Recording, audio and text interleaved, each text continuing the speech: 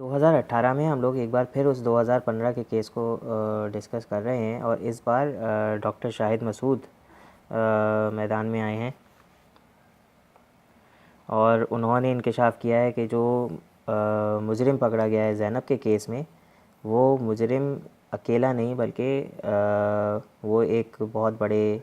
ग्रोह का हिस्सा है और ये लोग मासूम बच्चों की वीडियोस बनाकर उनको इंटरनेट पे बेचने का कारोबार करते हैं और ना सिर्फ ये कि इंटरनेट पर बेचने का कारोबार कर रहे हैं बल्कि उसके साथ ही साथ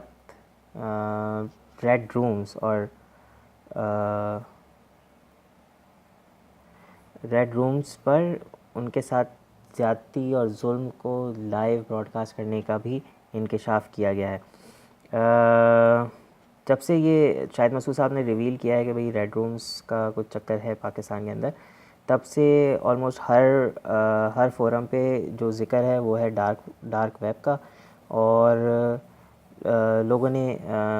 यहाँ तक बोलना शुरू कर दिया कि इंटरनेट तो सिर्फ डार्क वेब ही है और जो इंटरनेट हम लोग यूज़ करते हैं वो शायद खाली 1% है और बाकी का 99% डार्क वेब है।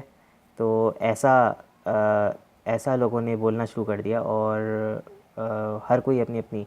तहकीक लेकर आ रहा है और सब गूगल करते हैं, सब विकीपीडिया पे जाते हैं और जो लिखा हुआ नज़र आता है वो आगे इसका एक वीडियो बना के पेश कर देते हैं।